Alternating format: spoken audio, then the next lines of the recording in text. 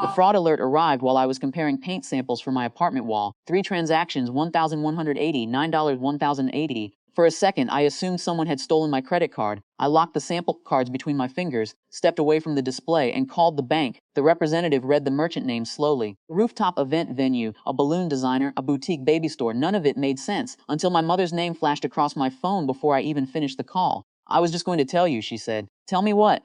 The baby shower charges. I looked through the hardware store window into the bright parking lot. What? It all went on your card. Your brother said you'd understand. I said nothing. She filled the silence. We thought you'd be uncomfortable at the party anyway. There are sentences that arrive all at once, and then there are sentences that keep arriving long after the conversation ends.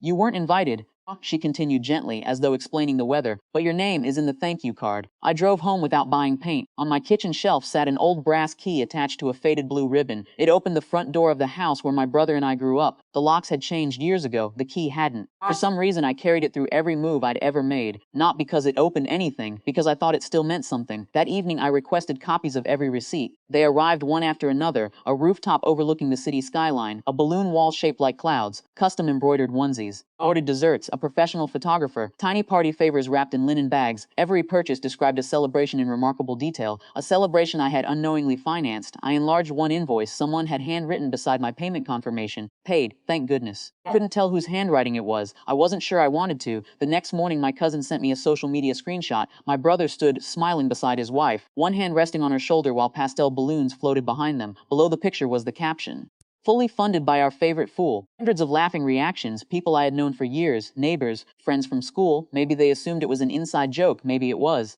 That didn't make it smaller. I read it twice, then I typed only 5 words. Fool's done funding. Good luck. Nothing else. No explanation. No argument. The card froze before lunchtime. I reported every charge I hadn't authorized. The bank representative never sounded surprised. Did you approve these purchases? No. Did anyone have permission to use your account? They assumed they did. A pause. Assumptions aren't authorization. The sentence landed softly. Keener than anger, sharper than revenge. By evening, my phone became a doorbell. Nobody stopped pressing. My brother called first. You seriously reported them? I seriously didn't approve them. It was for family.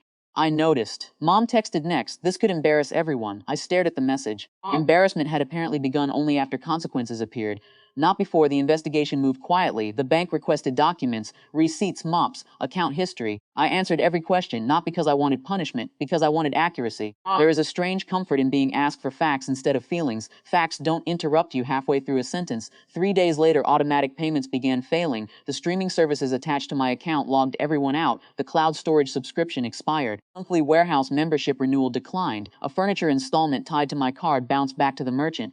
None of it required dramatic gestures. Only canceled permissions. Years earlier, I had linked everything because helping seemed easier than explaining why I couldn't anymore. Generosity has a dangerous habit. It teaches people the bridge exists. Eventually, they forget someone built it. Late Friday afternoon, my brother knocked on my apartment door. He looked exhausted, not angry, just smaller somehow. I didn't write that caption. You know, my sister-in-law did. He nodded. I should have taken it down. You should have stopped it before it went up. Neither of us moved. Rain ticked against the balcony railing behind him. I guess? He whispered. I stopped seeing where everything came from. The sentence hung between us. Not an excuse, a confession. I believe you. His shoulders loosened slightly. Believing you doesn't erase what happened. No, it doesn't. After he left, I picked up the old brass key again. Its edges had become smooth from years inside drawers and pockets. I realized I wasn't holding on to a house anymore. I was holding on to an idea. Someday I would walk through the same emotional front door I'd spent years trying to reopen. Some doors don't unlock because the building itself has changed. A week later, the bank completed its review. The unauthorized charges were reversed according to the card agreement. Life became unexpectedly quiet.